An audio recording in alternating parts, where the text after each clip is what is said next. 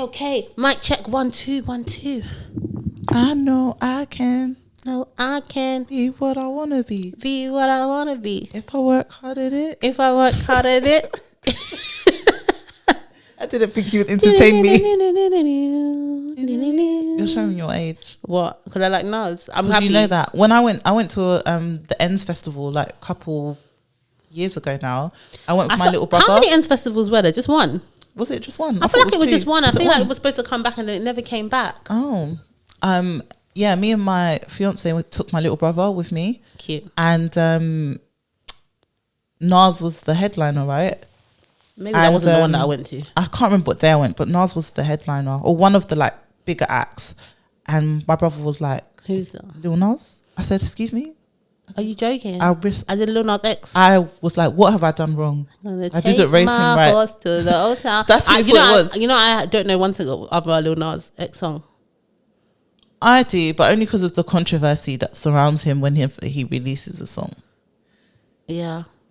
You see him at the Met Gala? I did, with his bum hanging out. It was too much. Not even the bum, the mask thing. I feel like every time he does something, he's spoken about. So why would you stop? You stay relevant. It's like Doja Cat only speaking in cat. No, but I like Doja Cat. She's crazy. She's crazy, but I love that for her. It works for her because people always people say, "Oh yeah, her performance art." Literally. Do you know what it must be like to be so just in your bag that you can literally show up, wear whatever you like, and when people ask you questions, you can just meow. You know how many questions that I don't want to answer at work? You could just meow. People ask me questions, meow. People ask me dumb questions. I'd love to be able to do that. It's just not the same life that we live. Apparently, she might get in trouble though because she vaped on the carpet. She vaped. And apparently, Anna doesn't like stuff like that. Wintour. Really? Yeah, so she might not be able to come again. On the Met Gala, did you see Diddy and Carisha? My faves. Yeah. So I thought it'd be. Why didn't I ask you how your week was? How it's been? Do you know what? Imagine you have been literally. How many weeks has it been? 3. Please tell us about your life. Us mere mortals. Stop it! Don't do that. So I went to Morocco with family. How was it? It was amazing. It was nice to just see my son be free and not have have his hand held, and he can just like run around. Love the pool. He looked like he was having a good time in that pool, but no one had a better time than the kids that went. Like they slept, they ate, they did their own thing. Like I feel like that's also what you did. Slept and ate. Yeah, relaxed. My mum came, so anytime like I needed a break because I started night agent while I was there. I was like, "Grandma, please." But yeah, so that was good. And then came back and literally the next day went to San Francisco for work. Like literally off one plane. Literally like landed on Sunday evening, went to San Francisco Monday morning. Yeah. So went 11-hour flight, went to see my team. I hadn't met them in person before. Oh, it's amazing. I'm the only one based in EMEA. Everyone else is in the US. So spent some time with them. Saw one of my old like managers. Who's like an unofficial mentor. Love spending time with her. My friend came with me actually. She used me for the hotel. So I would have used you too. So while I was working, she was like going up and down in San Francisco like without me. So it makes sense. I would have done the same. Yeah. And then from San Francisco, I went to see my friend who moved to Austin, Texas. So I spent a couple days in Texas from San Francisco. How far is that flight? 3 hours. Oh, that's not that bad. It's not bad, but they were 2 hours ahead of San Francisco. So I went from Moroccan time, which is like UK, to San Francisco time, which was 8 hours behind, to Texas time, which was then 6 hours behind. So I was just a mess. Like I saw the sky go from light to dark on the plane to Texas. On a 3 hour flight. On a 3 hour flight. But Texas is really cool. Like the part I went to, Austin is it seems very up and coming, like quite young compared to the rest of Texas. It's not like what you think Texas is. Yeah, I know what I think Texas is in my head. Yeah, same. So like there's still gun carriers and all that stuff, but it just seemed a bit younger and I think because a lot of tech companies have now set up in Austin as well. So I really liked it. I enjoyed it. I had Texas barbecue because real Texas barbecue. Yeah, apparently you can't go to Texas without having their barbecue. So Tex-Mex, isn't that like Texas? Oh, that's Mexican, like Tex-Mexican. Isn't food. it Texas Mexican? Tex-Mex, yeah. Yeah, I had that as well. Okay. But the barbecue knocked me out. I swear to God, the only thing I saw you eat was crab and other seafood.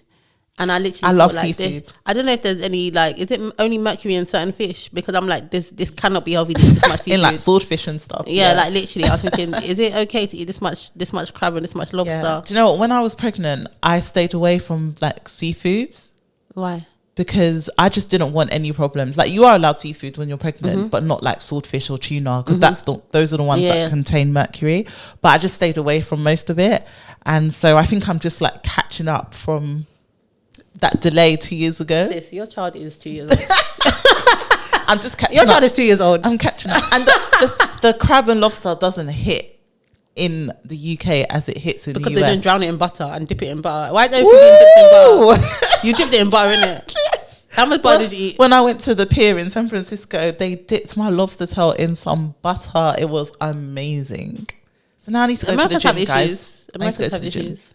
Yeah, they do. It was a lot of food. Like if you followed me on my personal Insta, all you would have seen for 2 weeks is food. Yeah. Yeah. I love that for you though. I'm jealous, but I love it for you. You deserve. Thank you. How's your week been, Lola? Compared to no, it's actually been good. Oh, big news. I got a walking treadmill desk thingy. So I got this walking pad which TikTok sold me. Love that clock app. You need to take a break. No, I'll never take a break. I've given myself in. When TikTok were defending themselves in the US against that was so embarrassing. I was like, you leave them alone. They were so embarrassing as well. The questions. The American judges. Oh, they're so embarrassing. So bad. So embarrassing. Anyway, I support TikTok. Let the Chinese be looking at me. I don't care. If Chinese want to spy on me, they can spy. I don't mind. Cool. Yeah, you'll be wasting your time. You're wasting your time. If you want to see you on your walking. If you want to watch me doing TikTok dances from my phone, you're welcome. But yeah, so I saw this walking pad, like these people that had these desks, and I just kind of feel like I spent too much time on calls where I'm not the main person talking. And I was like, those calls, imagine if I could actually do some exercise, because we said we're reducing. We need to reduce.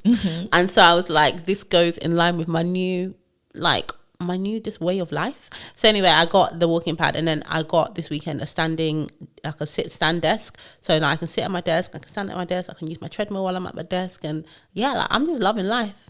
I love it. I love that for you, to be honest. It's an easy way to just like kill two birds with one stone. Literally. Yeah. And I got a stretchy strap so that I can put my Apple Watch on my ankle so I can get all my steps recorded. You're doing too much. No, I don't care. And I literally just feel like I'm in my health era. Like I'm just loving like everything. I'm playing netball. I'm like walking. I'm running. I'm just loving life. After this, I'm going to the gym. I know. I'm proud of you because I'm going to my mum's to eat. No, but then after I also made apple crumble yesterday. Oh, did you? Yeah, for my boyfriend and not for you. Okay. Because I know that would be the next question. Where is it? Just saying. To be fair, you need to invite me round for dinner. I feel like I've had you over for dinner. You haven't had me over for dinner. Okay, well, you come over for dinner. And I bring the food. I mean, I'll host. I'll bring out the table. No, I'm actually open to that. Yeah, exactly. Okay, well, we'll organise it. Okay. But yeah, that was my week. And I feel like I don't know how I've found the time, but I'm just consuming a lot of content. That's why I was asking about the Met Gala, because I was like, literally, like, I'm not that kind of person, but this time I was like looking at the looks. I'm all about judging the Met Gala, like I have the expertise to do so. That's me. But I have so many opinions for someone who knows nothing. Literally, like I'm looking at everything like, no. Oh, disappointed. But I did like Diddy and Carisha. I think they came really hard. Yeah, they did well. I just feel like, again, there's a level of like, I don't want to call it shamelessness, but it's a level of I don't care what anyone thinks of me when you get to a certain, like, I guess, stage in your career or fame. Diddy doesn't care. No one can shame Diddy. There's so many things that Diddy should have done that he should be ashamed of now, but it's like he doesn't have shame. It's gone too far. He's clear. He's too successful. He's too rich. Like, yeah. And now he's. That's why he had the baby, and Young Miami is still there holding his hand. I don't understand what the situation is like. I'm not even someone that follows it, but I'm so confused. You know, like I can follow ordinary celebrity pairings. If two people are dating, Lady Damson and Laurie, like I can be following. I can see what's happening. I might be up to date. With Diddy, he's so messy. He is. It's the kind of messy that you can only be when you're rich. It's true. Someone said Cassie must have been on like the strongest birth control. Literally, because that guy, he don't miss. He don't miss. He don't miss that guy. What? Oh God, his baby's really cute though. Love, she's adorable. Anyway, Carisha. The reason I want to speak about Diddy and Carisha is because I was on the Clock app and there's a girl. Sorry, I love that you're calling her Carisha. What's her name? Because isn't that what her podcast is called? It's called Carisha, please, yeah. But she's also Young Miami because she's part of the City Girls. But I just find it so interesting because that's Diddy's work though. That's what I was about to say, yeah. Because her fans started calling her Carisha instead of Young Miami. And it's a rebrand. Literally, it's like so clever. Like what's happened is that, you know, they call her Carisha even though she's Young Miami. Because Young Miami weren't working for what she wants to do now. She's trying to become some media mogul. Outside of City Girls, yeah. Exactly, because you can only shake your ass for so long and, you know, I mean, they do it very well, but whatever. So, yes, I was on the Clock app. This girl called Abiola and she makes like, I think it's like Abiola, ABXOLA. And shout out her, I really like her content. And she basically talks about like stuff in marketing, people that have marketed themselves really well, like strategies that she's seeing. Like she made a video about, what's that girl's name? Sophia Ricci, the one that got married and we were all, so she talks about the strategies that they use and stuff. And she made a really interesting video about the difference between a sponsor and a mentor, right? And how Diddy has basically become Young Miami / Carissa's sponsor. And not in just the traditional sense. We know he's sponsoring her, innit? Listen, someone sponsor me. But anyway, but he's actually become her sponsor. And I thought it was really interesting because when we speak about, you know, mentorship and sponsorship at work, I think there's a lot of emphasis on mentorship, but not a lot on sponsorship, which is what a lot of us really need. And so for me, mentoring is like having someone who's kind of maybe in the industry that you're in, doing it before, who can give you advice and guidance and that sort of thing. And sponsorship is about giving you access or helping you to do things that maybe you wouldn't be able to do without that person. So that's what Diddy is doing for Young Miami / Carisha. Like he's given her access, like, you know, like Ciroc sponsored the podcast. The first guest that she had on the podcast was him, which is like instant virality. Like now it's viral because of he's given her that access, taken her to the Met Gala, like stuff that, and it was her first Met Gala. But she wouldn't have been there if it wasn't for him. No, she wouldn't have. Yeah. So it's like that's what a sponsor does, and I feel like we need more sponsors at work, and especially when it comes to like diversity, where we're talking about let's just start a mentorship program, but a mentoring program. But really, what we should be doing is thinking about how we can get these people sponsored. Like, how can we give them access to things that they don't usually have access to? We need sponsors, because a lot of the time it's not that we don't know how to do our jobs, or we need the kind of day-to-day guidance or overarching like how to navigate situations. We know how to navigate the situations, we just don't have the access.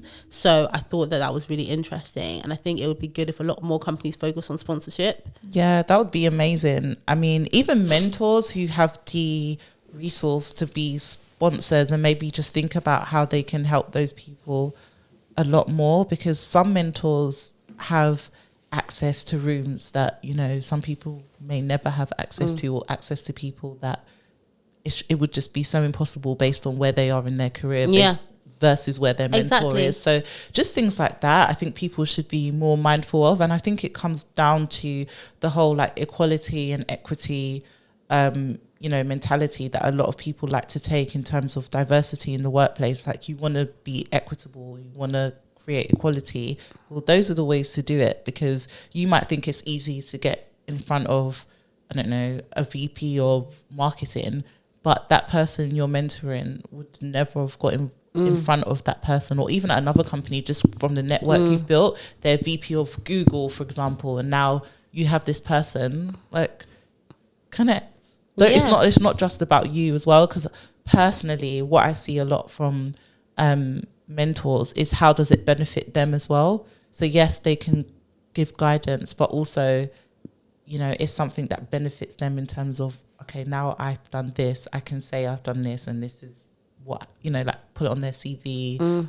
They can speak to it when they go to speaking events. Mentoring, yeah. Exactly. It's all how it benefits them as well. So, yeah, I agree. Yeah, have you had sponsors in your career? I wish, girl. Listen. Do you know what? Let me not say that. Based on, the definition you gave of sponsorship and having access and stuff, I'll say yes to a certain extent, because some of them have introduced me to people that I might not have met. But I don't know can I say that, like, even though it's weird, I feel like just working at Meta was a sponsorship. Maybe if they have more of a culture of sponsorship. I just mean, like, in general, like with that sort of brand, you're just put in places and that's just brand value, isn't yeah, it? exactly. Yeah, so in a way, like, there's a lot of things I was exposed to that I wouldn't have been exposed to maybe somewhere else. So I think like what you're saying, it creates a culture of people being a bit more open to giving people accessibility because of the positions that they're in there as well. Does that make sense? Yeah. But I just thought it was really, really interesting, and I might put that as the question for this week. If people have ever had if they feel like they've ever had a sponsor. Have you? I don't think I've ever had like a sponsor at work, but I do have one person that I have worked with.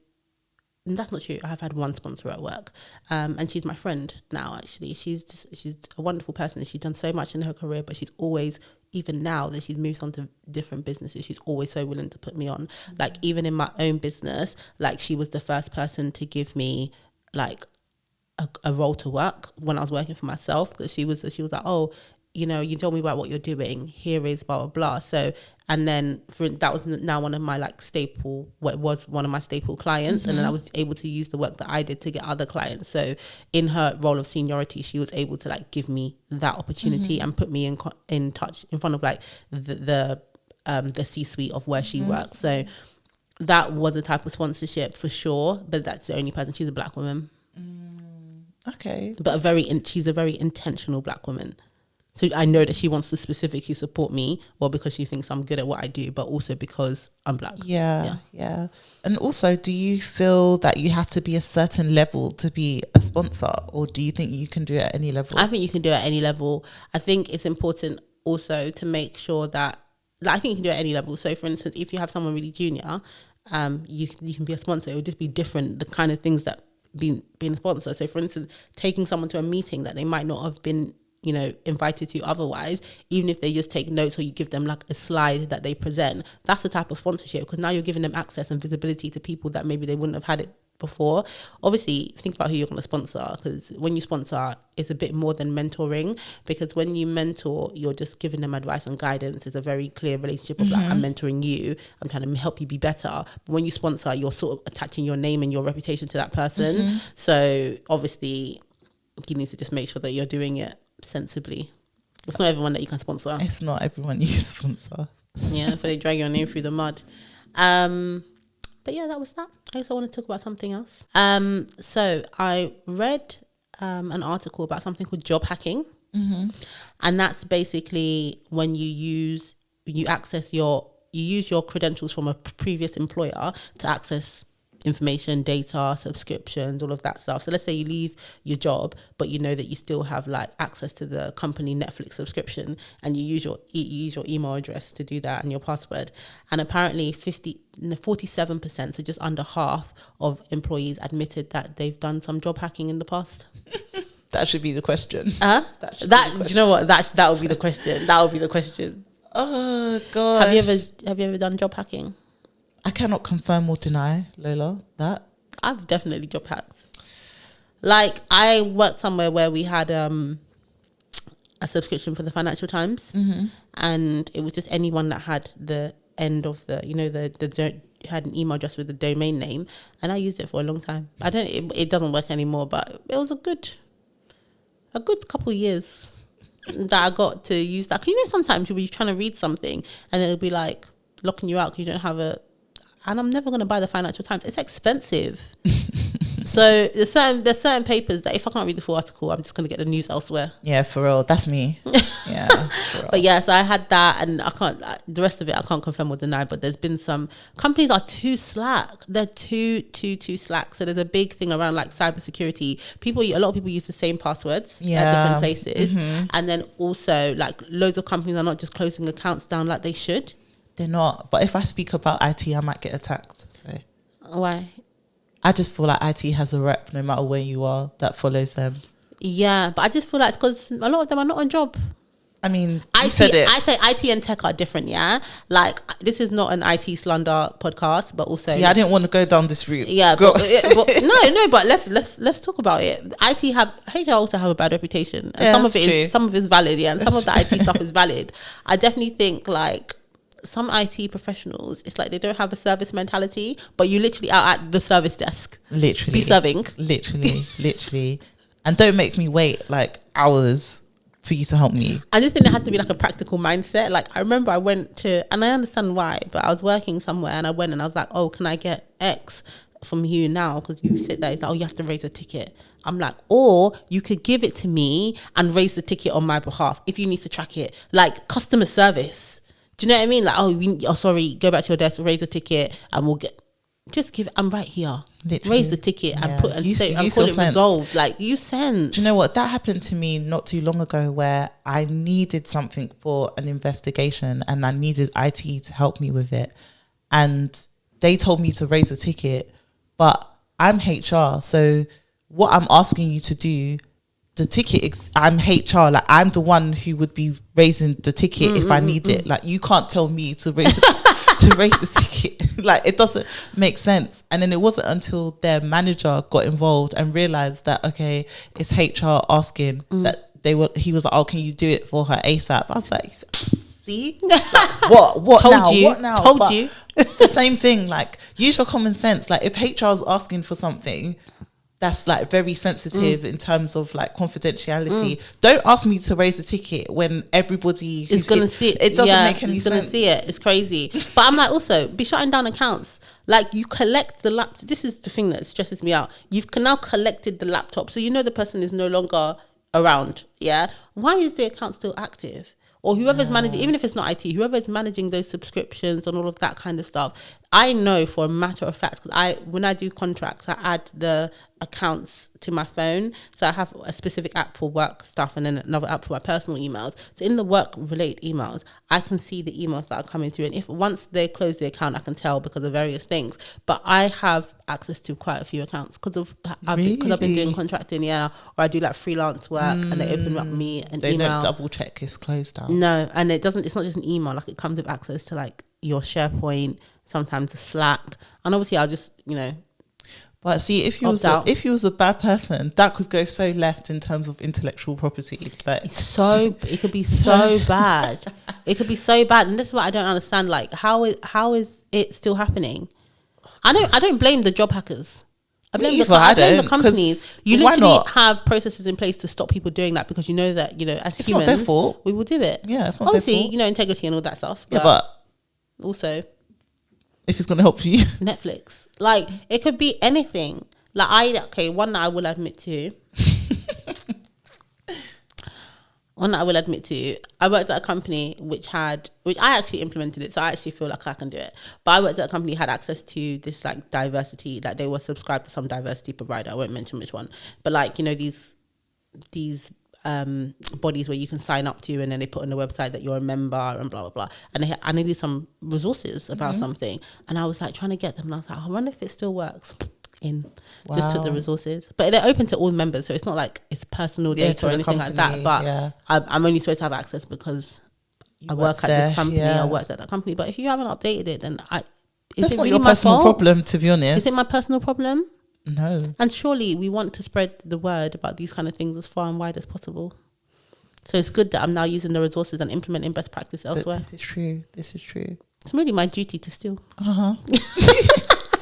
What was the percentage on the last episode about people stealing? So you're part of that statistic. No, that's stealing from, but that doesn't count as stealing from work. Of course, it's work you're stealing from. It's still the same work. No, that's like stealing stuff from work. We never said it was all physical. I'm more of a Robin Hood type. Okay, if that makes you feel better. I'm more of like I'm more of a vigilante. Okay. I'm the Batman of HR. If you say so. Yeah, but I can imagine that it's quite a big thing. But yeah, there was some stats around like what people use it to do. Thankfully, only 10% of the people admitted that they were using it to actually sabotage the company, because that's what you could do. You could go, for instance, like I have access to some of their like HR sites. I could just go and delete everything on the HR site and then let them be scampering around to find all the information and stuff. But I would obviously never do that. So only 10% said that they used it to do that. 10% of the 50%. And then the rest were just using it to access stuff like subscriptions. Some were using it to access company data, which is really bad. So imagine going in and getting like slide decks, company information, all stuff that's covered by intellectual property. Because when you're leaving, they monitor. I think a lot of companies monitor your account to see what you're doing. But after you've left, they ain't monitoring it no more. Do you know what? Then I'll admit my sin, actually. There was a company, and it was not early-ish in my career. But I created the slide deck, so I did not give a heck. I took them with me. I'm not gonna lie. Yeah, but that was while you were still there. What? While you're still at the company or after you left?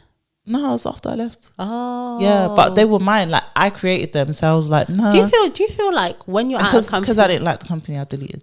When you work at a company, I feel like there's a sense of entitlement that we shouldn't have, but we do have. Yeah, that we when I create something, no, but it would not exist if it wasn't for me. But when I create something, I feel like it's mine. I own it. I own it. I've even been so audacious. This is how audacious I've been. I've been so audacious that I've left the company. I've actually emailed them to ask them to send something. You know, you still have a friend in the team, and you email them, say, "Oh, you know that thing I created? Can you just send it to me?" Because I foolishly forgot to take it with me. No, but if it didn't exist because of you, then it's true. But that's literally how intellectual property works. I know. I hate those clauses when you read it. Like anything that you create while you work here belongs to the company. You have no claim to it. And I'm like, wow, this is unfortunate. It is, and that's the bit that people like to skip. Yeah. In their contract, which I feel like it's important when you work at a company where it's literally what you do. Like, for example, a lot of like tech people like to go and create their own startups and all of that sort of stuff. Like, you need to read your contract of where you're working first, because they will literally jump you for trying to take anything that is even relatively similar. Yeah. And marketing companies as well. Yeah. If you have like stuff that you've worked on, ideas, like you know how pissed you would be if you came up with like, you know, a good example of this, and the Spotify people, they shouldn't drag us, because, you know, give us the money. But every year around Christmas, you know, when they do Spotify Wrapped or end of the year, and they always talk about that girl who came up with the concept. Yeah. So there was this. I think they had Spotify Wrapped, but it wasn't like there was something you could do, but it wasn't like a social thing that you could share. And as part of her intern project, she came up with the idea. Yeah. The idea, which is the one that we know it, like Spotify Wrapped, where it gives you like, you know, your personality, the artist that you listen to most, all of this other kind of stuff. So she created the idea and she presented it, and they took it, and obviously they use it now. Yeah. And she feels that everybody feels, and I think she has come up with, she feels that she should get some credit for it, but that was literally your job. I think that's why they changed it slightly this year, late last year, so that it didn't look as similar, because I think they were tired of like being dragged about it. But I don't actually have any issue with it. Maybe as a goodwill gesture, they could have paid her or something, or like a bonus or something. But number one, they didn't know how successful it was going to become, and like she worked for the company. You worked there at the time. That's literally what people do. And I feel like she was black, wasn't she?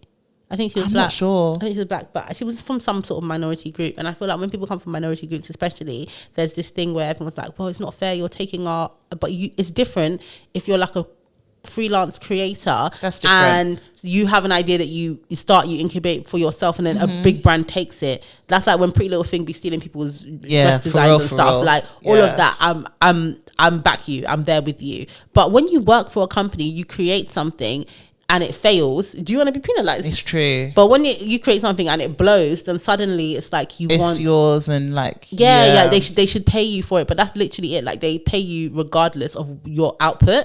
So when you do rubbish stuff, you get paid. When you do good stuff, you get paid, and it's the same. And that is literally employment. That's the risk and reward. Like when you work for yourself, then you get the upside, downside, or whatever. But it is what it is. But Twitter can be a dark place, and they don't want to use logic like that. No, it's just I've even seen it on LinkedIn, and every year I've seen it so like for the last like two or 3 years, and I'm just like, this doesn't make any sense. But obviously I can never comment that because I don't want to get dragged. But it makes perfect sense that if you work, like what you just said, you work for a company, you do work, it just does well, great. Yeah. Well done. Yeah. Pound the back. That's literally what you're here to do. Yeah. What you're here to do. And nobody wants to take part in the downside. Even if she was an intern and she did nothing, she would have still got, well, I don't know if she was paid. I'm hoping she was paid. But I'm sure even from being an intern and doing something like that and them seeing that impact, that's enough. They would have, like I'm sure they wouldn't have got rid of her after her intern if they had space. I don't know. Maybe they did, but they don't owe anybody anything. That's what I'm trying to say. Like, yeah, it's good to be a responsible employer, but I don't actually think that, like, what did you want them to do? You came up with a good idea. Should they say, oh no, an intern created it, so we won't use it? Like, I don't know. Is this me being, is it the capitalism in me? Is it shouting? No, but it all goes back to me what I say about delusion. It's delusion. It's actually delusion. I'm sure she did the majority of it, but she didn't do all of that herself. And they had a concept of it already. Yeah, but she created the whole social stuff that went around it. Yeah, but she didn't do. It was a team. It was a collaboration with different people, and even to get it to the point where it could be used, you didn't do that on your own. Like I just, yeah, I'm just not with let's it. Let's be guided. We should be. We should really be guided. But how did we get onto this topic? How did we get onto this topic? Oh yeah, intellectual property. Yeah, that's it. Intellectual property, yeah. But yeah, if anyone's a job hacker out there, I don't blame you. Yeah, shout out you. I don't blame you. If you get in trouble, that's your own. Yeah. I once worked on a case where it wasn't job hacking because he did it while he was still there, but not even a case. Somewhere where I worked, we got a legal letter from someone's previous employer saying, you've hired this person, they've got restrictions in their contract, obviously unenforceable restrictions for sure, but we also know that they stole before they left. So we've looked at their IT records and they sent a bunch of stuff to themselves in like the last few weeks, and then they joined our company and they're like, now you know about it, and you know we expect you to fire this person because you're breaching the restrictions which they should have told you about. Obviously, we're never going to fire that person, but the person, they said that they had to surrender the stuff that they've taken and make sure it's like destroyed. But how can you even really prove that? Like, they took some documents. Okay, cool, I've destroyed the documents now, and you're holding them in your hand. Like, it's just crazy. But that's why people are dumb. Like, they be doing, like, how are you sending yourself emails of stuff that you want to take? Come on, man. That's a rookie mistake. Mate, be uploading that to the drive. For real, that's a rookie mistake to download. I don't know if IT can see that though. Be uploading to the drive though. Literally. It's more risk free. Literally, that's a rookie mistake. Or be logging in from your Mac and airdropping it to yourself. For real. I've seen the emails go wrong too many times. There's it's so no way. Silly. As a HR person, emailing it to yourself. You know not to email, man. Not that I'm giving tips, but no. We don't condone. But if you're gonna do it, don't be foolish. For real, be man. guided. Oh gosh. What else? I think we have a dilemma. We have a dilemma. We also have some news that I feel like we should be sharing on this podcast. Oh my gosh, it's true. Let's do the news first. News first? Okay. So what's our news? What is our news? Well, on every pod we tell you we're cooking. And it ain't crack. But now we're basically bakes. No Lola baking. We bakes. Just go left. But we're just really, really, really excited to announce that we are having our first ever event. Yeah, it's going to be a live show. And it's going to be with our good friends at ASOS at their HQ. They're hosting us and we love that for us. Yeah. And it's going to be full of fun, jokes, clink. If you want to meet other HR Huns, it's the place to be. And non-HR Huns. And non-HR Huns as well. It's just going to be, I'm just really excited about it. It's going to be so fun. Yeah, it's going to be fun. It's going to be vibey. It's just going to be great. Yeah, I feel like it's going to be like all of this stuff, but live. Yeah. With energy. So yeah, if you would like to come, the link will be everything will be in the description. Yeah, it'll be in the description. And on Instagram. On Instagram, on TikTok, everywhere. Anywhere you go where there's us will be the link. So we're expecting all of you who can make it to come. Especially everyone that's been asking us, like, oh, when are you going to do an event? When is blah, blah.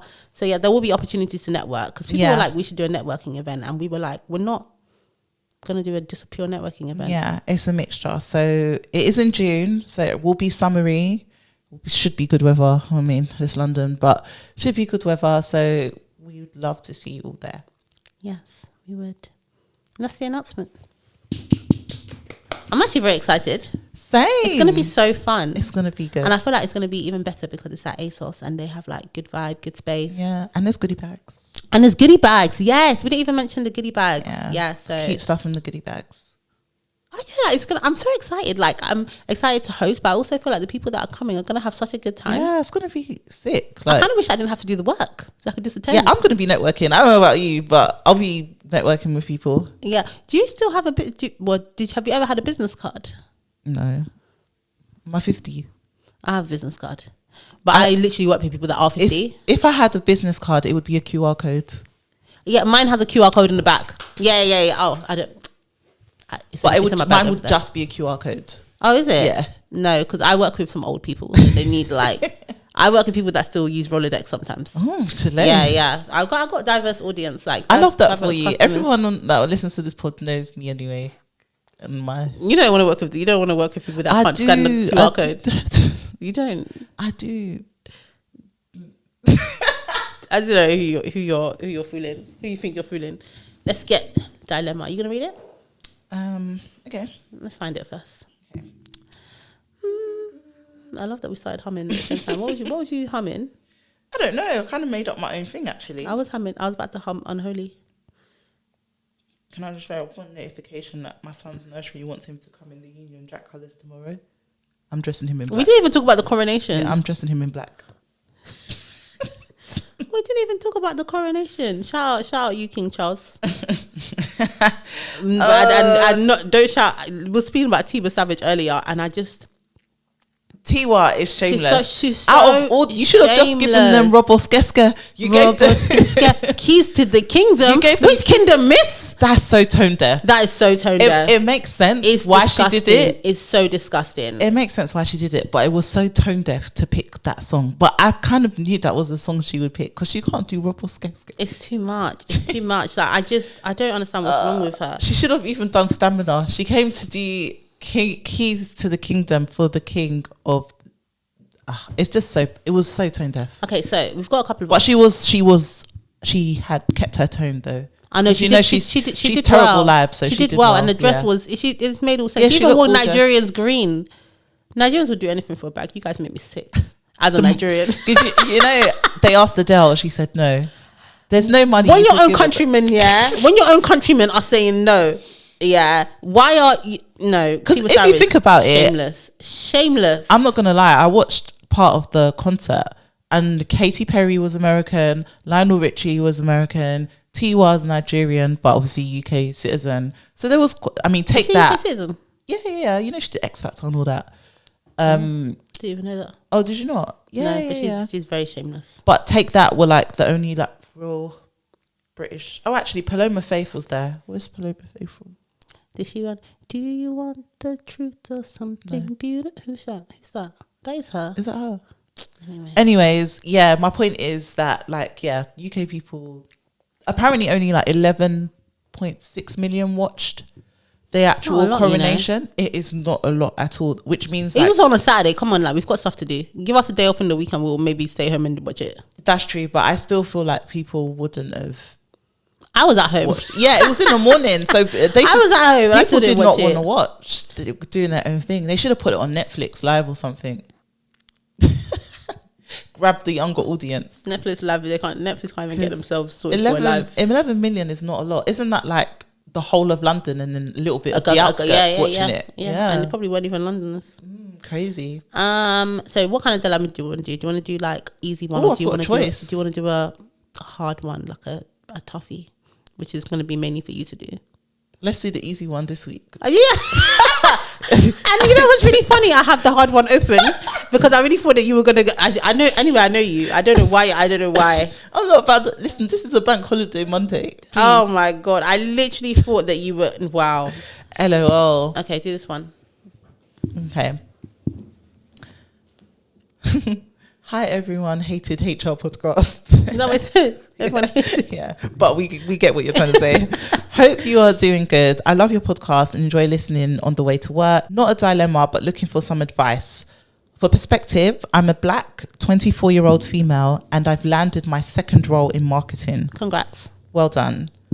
Marketing agencies tend to not have a lot of ethnic minorities, and I found in my previous role there was a lack of people who I could connect to, and when I made the efforts, for example, asking my colleagues if they would like to go out for lunch, I would get turned down and told tomorrow. However, tomorrow comes and they would go to lunch with someone from their background. Because of this, I felt closed off to the team and therefore kept myself to myself.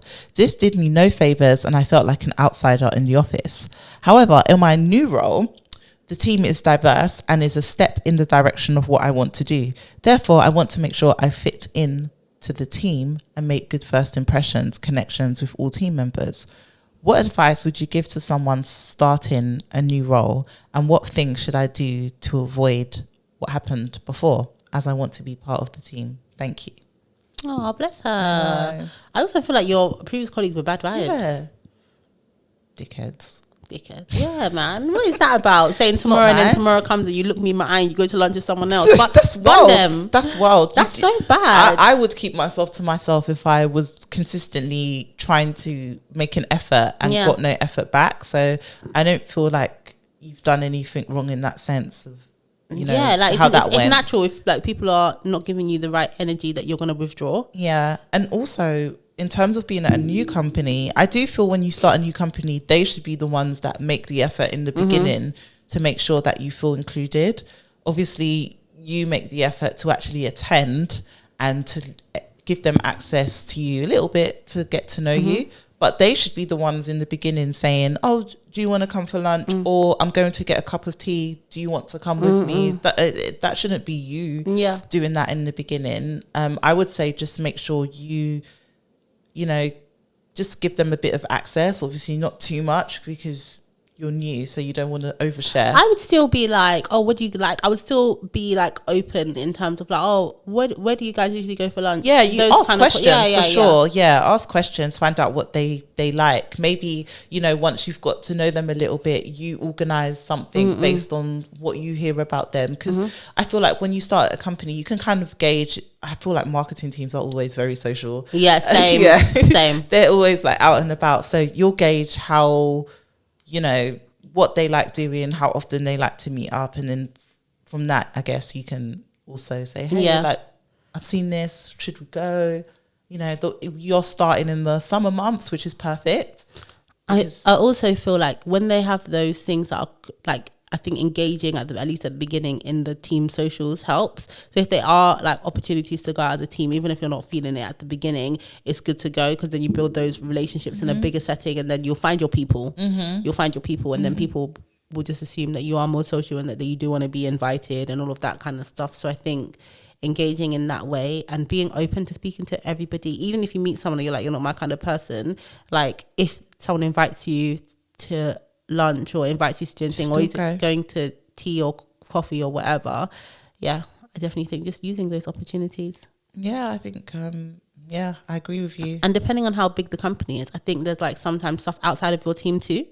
Like if there's like ERGs or like any sort of it's employee resource groups or any sort of like affinity groups. If there's like I worked for, as in one of my clients, they had a theatre group that went to theatre. So if that was your kind of thing, you could like meet those guys who like to go to the theatre, or you know, it could be like a women's group or like a black network or whatever.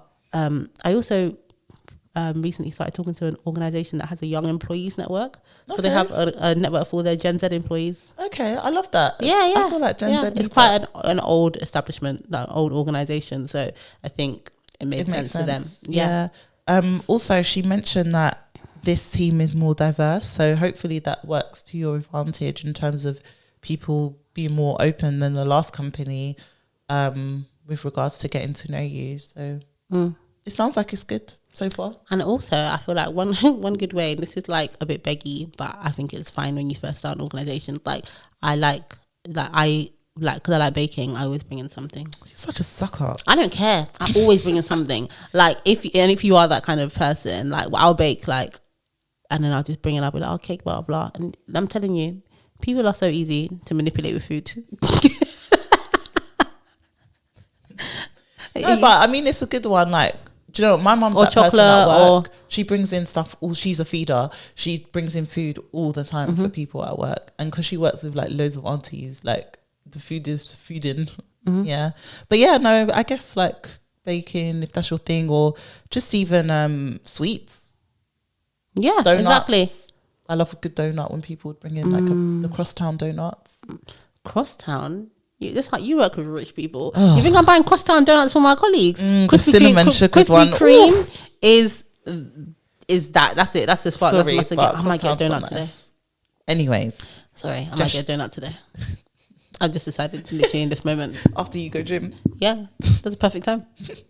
But yeah, no, gestures are good, and just being attentive, I guess, to understand. I feel like when you start a new company, it's the perfect opportunity and time to just be really observant around, you know, just understanding the different type of people you're around, because you'll be around extroverts, introverts, people in the middle, people who will overshare and tell you everything and try to even tell you, you know, who is who in the company, but not in a professional way. Yeah. I love those people. I can't lie. Same. Like, so you just have to know who the different people are, and that should help you adjust and adapt to your team and anyone else like in the company as well. So just and I think it's harder for people who are more introverted, but I think just being like actually remembering, like sometimes like your colleague might say to you, oh, my son Billy, we just did this, and then on the weekend be like, oh, would you get us? How's Billy? Yeah, literally, they love that. How's Billy? And they'll be like, oh, do you know what? Yeah, it's really good.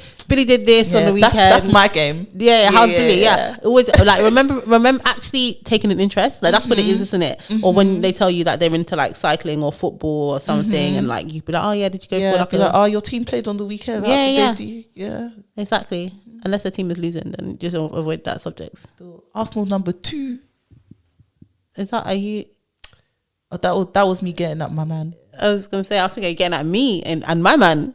I mean, to them too. Yeah, to him too. Number 2. But we need to get them together anyway. I've been saying so that they can watch football together. But I mean, now we should have done it when Arsenal was number 1. Yeah, not number 2. Now they'll be sitting there looking stressed. Now, unless Man City lose the game, then no. Anyway, this is not a football podcast, but I've had some feedback.